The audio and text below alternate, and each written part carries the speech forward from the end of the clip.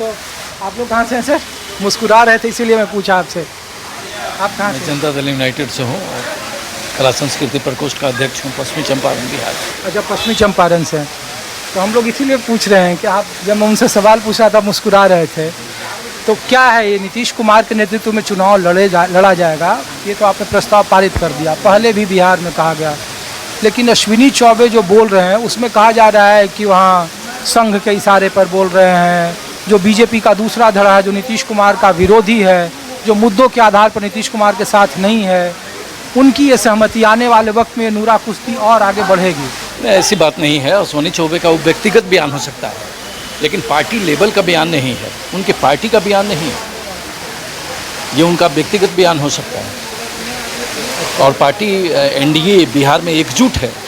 और आज भी हमारी जो कार्यकारिणी की मीटिंग यहाँ हुई है, उसमें भी हम लोगों ने ये तय कर दिया है कि हाँ, एनडीए नीतीश कुमार के नेतृत्व में बिहार का जो विधानसभा का इलेक्शन है वो लड़ेगी। नेतृत्व तो आपने कर दिया है कि ठीक है, लेकिन जो इशू है, अग्निवीर का इशू है, जनता दल यूनाइटेड सरकार बनने के पहले कह रही थी कि देखिए अग्निवीर पर सरकार विचार करे, विशेष राज्य का दर्जा, आज उसमें आपने कहा कि विशेष पैकेज हो, जो प्रस्ताव पारित किया है। जातीय जनगणना का इशू नीतीश कुमार का एजेंडा था, उसको केंद्र ने तो नहीं माना, उस पर तैयार नहीं हुए। तो जो core issue Janata Dal United का है, जिसके जरिए आप वहाँ जा रहे हैं, जो कहते हैं ना कि न्याय के साथ सामाजिक विकास, जो जनता दल यूनाइटेड का है नारा है, तो जस्टिस के साथ डेवलपमेंट, इसमें बीजेपी कहाँ सस्टेन कर रही है? कल होके चल हो जा शुरू। केसरिया से मन जोगी हुआ रे, दिल झूमे देखो पतवारा हुआ रे, दिल झूमे देखो पतवारा हुआ रे। हर पल मनाओ केसरी त्योहार। विमल, बोलो जुबां केसरी। जो नेतृत्व का सवाल उठाया जा रहा है, इन सब जो मुद्दा है, तो वोटर तो पूछेंगे ना सर आपके चंपारण की तरफ? नहीं, बिल्कुल। चंपारण में देखिए, हम लोगों ने दोनों सीट लोकसभा का जीता है, एनडीए ने जीता है और भारी बहुमत के साथ जीता है।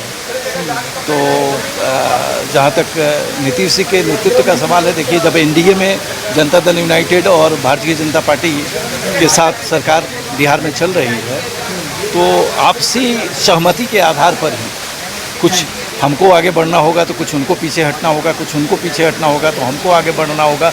इस मुद्दे पर सरकार ये थोड़ा आगे हटना, थोड़ा वो पीछे हटना, मतलब बड़ा भाई कौन? अब देखिए, इतना दिन से तो हम लोग मांग कर रहे हैं और नीतीश जी भी मांग कर रहे हैं कि बिहार को विशेष पैकेज दिया जाए, लेकिन योजना आयोग का, नीति आयोग का कुछ मजबूरी है, वो कुछ तर्क दे रहा है कि ऐसा पॉसिबल नहीं है। तो हम लोग विशेष पैकेज पर भी तैयार हैं कि बिहार पिछड़ा राज्य है, उसको विशेष पैकेज अगर मिलता है तो बिहार बहुत आगे बढ़ेगा नीतीश जी के नेतृत्व में, और इसका फ़ायदा होगा, दोनों को फ़ायदा होगा, एनडीए को फ़ायदा होगा आने वाले विधानसभा के इलेक्शन में। चलिए ठीक, बहुत बहुत धन्यवाद। शुक्रिया। अरे भाई साहब, ओ भैया, आपके यहाँ कहाँ से हैं आप? हैं, उड़ीसा से हैं? अच्छा, क्या है उड़ीसा में माहौल? अब तो वहाँ बीजेपी की सरकार बन गई, तो हम लोग इसलिए ये पूछ रहे हैं यहाँ पे सवाल कि नीतीश कुमार की राजनीति को लेकर आप लोग कैसा देखते हैं नेशनल पॉलिटिक्स में? वो तो सही है। अभी जो सोच देश का था नीतीश जी को लेके, वो सोच बदल गया है। नीतीश जी तो एनडीए के साथ है, एनडीए के वरिष्ठ नेता में एक भी है। नीतीश जी के लिए सोच क्या था देश का? पहले जो सोचता तो आपको मालूम है, तो बिहार पॉलिटिक्स में जो हुआ वो देश दे के दिया।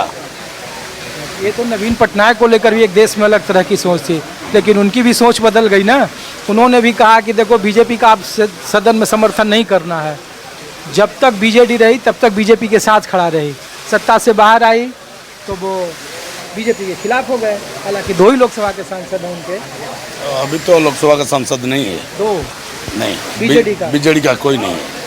अरे उड़ीसा में 2 लोकसभा के सांसद हैं सर। अभी नहीं है। 21 से 20 हुआ हमारा भाजपा का, अच्छा, एक है कांग्रेस का। 21 संसद में 20 है भाजपा का, एक है कांग्रेस का। बीजेडी साहब, बीजेडी साहब। देश का राजनीतिक माहौल क्या होगा? केंद्र में बीजेपी की जो सहयोगियों की सरकार है वो आने वाले वक्त में किस तरीके से काम करेगी? क्या उसका राजनीतिक भविष्य है? विधानसभा के चुनाव में क्या नतीजे रहेंगे? हमारे साथ मोहम्मद सलीम है, लोकसभा के कई बार के सांसद रहे, बड़े नेता बंगाल के हैं। सर, हम लोग ये पूछ रहे हैं कि जो सरकार बनी है केंद्र में, तो जिस तरीके से ये गठबंधन, चूँकि पूर्ण बहुमत की सरकार किसी पार्टी को है नहीं, तो चंद्रबाबू नायडू और नीतीश कुमार की भूमिका को लेकर के कैसे देख रहे हैं? क्योंकि आज जेडीयू की कार्यकारिणी की बैठक थी और बिहार में कहा गया कि नीतीश कुमार के नेतृत्व में वहाँ बिहार विधानसभा का चुनाव लड़ा जाएगा, लेकिन उनके ही पार्टी के नेता कह रहे हैं कि बिहार में बीजेपी के नेतृत्व में चुनाव होना चाहिए। ये तो अंदर की बात क्या है वो आपको मालूम होगा, लेकिन ये आराम का मामला है नहीं, क्योंकि जो लोग 400 पार बोले थे वो 240 में आकर अगर टिक गए और बैसाखी के साथ अगर हुकूमत चला रहे हैं तो किस तरह से उनको ये, मोदी जी को तो कोalition के एक्सपीरियंस है ही नहीं, अकेले आप में हैं 100 में 1। इसलिए अब ये देखने को मिलेगा कि टीडीपी वाले या जनता दल यू वाले कहाँ तक अपने वादों पर खड़े हैं, कहाँ तक अपने तंजीम के इंटरेस्ट को देख रहे हैं और कहाँ तक वो जो आरएसएस या बीजेपी का जो प्रोग्राम है उसमें शामिल हो जाते हैं। ये आने वाले दिन में पता चलेगा। सलीम साहब, इसलिए आपसे सवाल पूछा जा रहा है क्योंकि आप गठबंधन की सरकार का हिस्सा रहे थे और चाहे न्यूक्लियर डील का मामला हो या ऐसे बहुत सारे विधेयक थे जिसमें सरकार कैसे काम करती है, तो इस सरकार के सामने भी ऐसे बहुत सारी चुनौतियाँ। गठबंधन का एक अपना धर्म है, लेकिन उसमें सबसे बड़ी बात है अपनी हकधर्म भी छोड़ना पड़ता है और सबको लेकर चलना पड़ता है। ये मैं सिखाने वाला कोई नहीं हूँ, तो ये एक एक्सपीरियंस होता है। हमने वाम मोर्चे सरकार चला है या इंडिया ब्लॉक है, तो लेना देना पड़ता है, सबको लेकर साथ चलना पड़ता है। पहले एनडीए की सरकार बनी थी, वाजपेयी जी बनाए थे। अब मोदी जी का इम्तिहान है कि वो कहाँ तक मोदी की सरकार चलाएंगे और कहाँ तक वो एनडीए की सरकार चलाएंगे।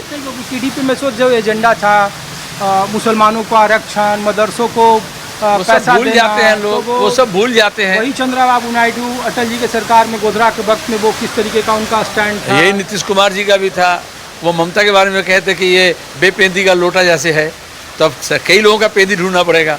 लेकिन दरअसल बात यह है कि पावर जो होता है ना वो जेल का काम करता है, और लेकिन अपने वसूल पर टिके रहने से मैं समझता हूँ आगे आगे दिनों में हिंदुस्तान की सियासत नई रंग लाएगी। शुक्रिया। तो मोहम्मद सलीम हैं, बंगाल से आते हैं और बड़े लेफ्ट के बड़े नेता रहे हैं। तो बिहार की राजनीति देश की राजनीति से जुड़ी हुई है और इसीलिए सवाल मैं अलग अलग राज्यों के नेताओं से पूछता हूं, क्योंकि ये बार बार कहा जाता है कि जिस तरीके का केंद्र का मौजूदा सरकार है और जिस राजनीतिक मिजाज के बीजेपी के मौजूदा शीर्ष नेतृत्व है, वो गठबंधन की सरकार को कैसे चलाती है। और उसका बड़ा लिटमस टेस्ट बिहार की राजनीति में होना है, जहां अगले साल 2025 में बिहार विधानसभा का चुनाव होना है और समय रहते गाहे बगाहे वहां बड़े भाई और छोटे भाई की भूमिका को लेकर जेडीयू और बीजेपी में खींचतान चलती रहती है। अश्विनी चौबे का बयान महज इसे एक शुरुआत के तौर पर देखा जा रहा है। अभी वक्त है और बिहार के विधानसभा चुनाव का रणभेरी शुरुआत जेडीयू की राष्ट्रीय कार्यकारिणी में जनता दल यूनाइटेड की तरफ से नीतीश कुमार के नेतृत्व में लड़े जाने की बात कही गई है। आगे आगे क्या होगा ये पूरे देश की नज़रों में होगा। फिलहाल कुछ और जगह से कुछ और मुद्दों से आपको रूबरू कराएंगे। देश का माहौल क्या है, कुछ और राजनीतिक मुद्दों से आपको फिर आपके सामने लेकर आऊँगा। फिलहाल अपने सहयोगी अभय के साथ ऋषिकेश कुमार को दीजिए इजाज़त। आप देखते रहिए न्यूज़ 24। नमस्कार।